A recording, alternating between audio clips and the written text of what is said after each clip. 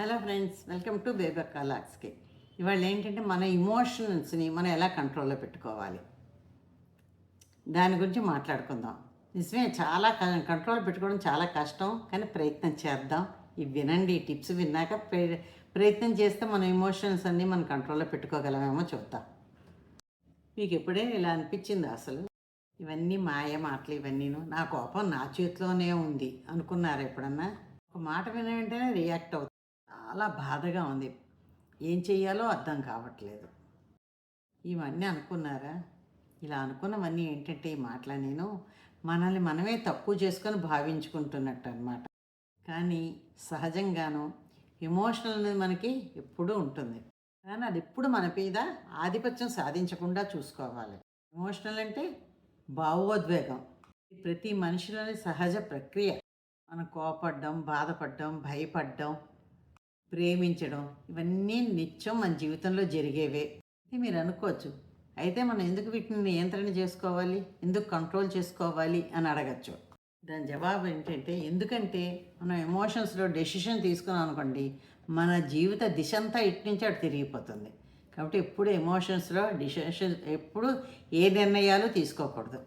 మనల్ని మనం నిర్ణయాలు మాత్రమే తీసుకోవాలి, నీ ఎమోషన్స్ని కాదు. అసలు మనం ఎందుకు కంట్రోల్ కోల్పోతామో తెలుసుకుందాం. ఏదైనా వాటి గురించి మాట్లాడుతున్నావు, చెప్తూ ఉంటేనో రియాక్ట్ అయిపోతాం. ఎందుకు? వాటిని గుర్తించాం, ముందు రియాక్ట్ అయిపోతాం. అందువల్ల ఏదైనా మన మనసులో ఉందనుకోండి, అది మనసులోనే దాచుకుంటాం, బయటికి చూపించకుండాను. అందువల్ల కూడా ఇలా చేయడం వల్ల ఏముంటుంది, మనం మనసులోని ఒత్తిడి ఎక్కువ పెరిగిపోతుంది.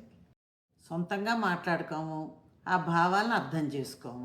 అందుకే మనకి ఒత్తిడి పెరిగి ఎమోషన్స్ ఎక్కువగా వస్తూ ఉంటాయి. అయితే ఈ ఎమోషన్స్ని కంట్రోల్ చేసుకుందికి కొన్ని ఒక 5 టిప్స్ చెప్తాను, స్కిప్ చేయకుండా. టైం తీసుకోండి, వెంటనే రియాక్ట్ అవ్వకండి. కోపం వచ్చిందనుకోండి, ఒక 10 సెకండ్లు కామ్గా, సైలెంట్గా, మౌనంగా ఉండిపోండి. ఈ రెండు చేసిన సగం సమస్య అక్కడ నయమైపోతుంది. మీరు భావాన్ని అంగీకరించండి, నమ్మండి. నాకు కోపం వచ్చింది అని ఒప్పుకోండి. దాన్ని ఒప్పుకున్నప్పుడే మనం దాన్ని సులభంగా మార్చగలుగుతాం. ఒక 4 సెకండ్లు ఊపిరి బిగపెట్టి అలా వదలండి. అలా వదులుతుంటే కూడా మనలోని శాంతిని తెస్తుందన్నమాట. ప్రతి భావాన్ని గమనించండి, గుర్తించండి, అంగీకరించండి. అంతేకాని రియాక్ట్ అవ్వకండి ఎప్పుడు కూడా. అప్పుడు మీ మనసు మీ నియంత్రణలో ఉన్నట్టు ఉంటుంది. జ్ఞాపకం ఒక్కటి పెట్టుకోండి, ఇది ఎప్పుడూ ఉండదు, సదా ఉండదు మీకు. ఎమోషనల్ అనేదండి ఎప్పుడు వస్తూ ఉంటుంది, పోతూ ఉంటుంది, అలా ఉండిపోదు ఎప్పుడు మీ దగ్గర. కాబట్టి అది గుర్తు పెట్టుకోండి ఎప్పుడు కూడా. ఒక బ్రాహ్మడు ఉన్నాడు, అతని కొడుకుతో ఇలా చెప్పాడనమాట, కోపంతో ఉన్నప్పుడు మాట్లాడద్దు ఎవరు, నేను బాధలో ఉన్నప్పుడు ఏ నిర్ణయమూ తీసుకో.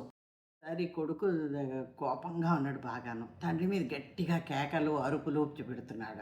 అప్పుడు తండ్రి అంటాడు, నువ్వు కోపంలో ఉన్నావు, చెప్పాను నీకు అరవద్దని, నువ్వు కోపంలో ఉండే అరిచావు, దానివల్ల ఏముంటుంది, నువ్వేంటి కోల్పోయావు, నీ ఆత్మవిశ్వాసాన్ని కోల్పోయావు.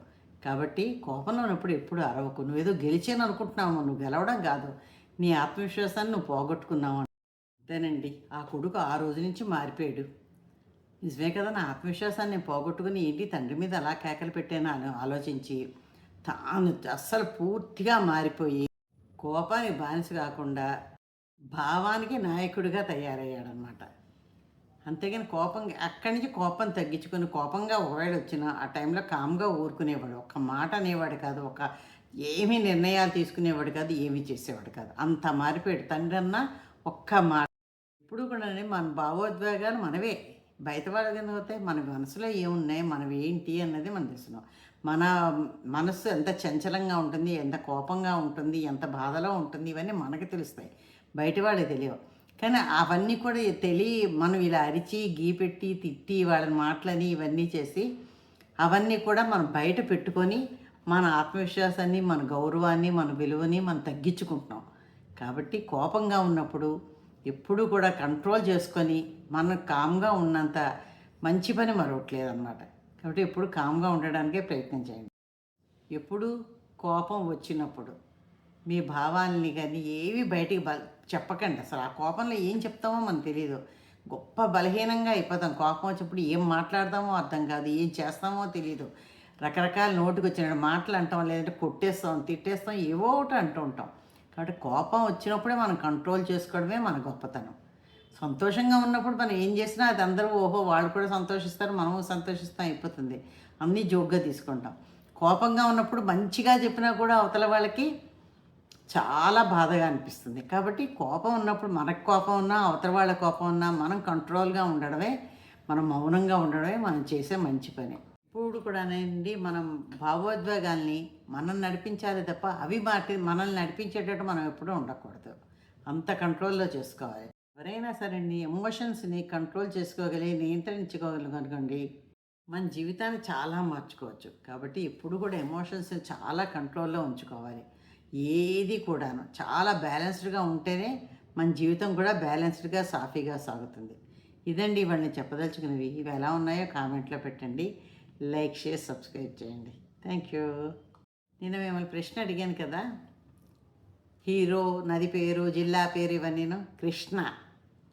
ఇవాళ ప్రశ్న, ఏ జంతువు ఎప్పుడూ తన తోకని కదిలించదు? ఇవాళ ప్రశ్న అది. జాగ్రత్తగా ఆలోచించి జవాబు పెట్టండి. చాలా పెద్ద జంతువు అది. ఓకేనా? జవాబు పెట్టి మొత్తం వీడియో అంతా ఎలా ఉందో కామెంట్లో పెట్టండి. Thank you.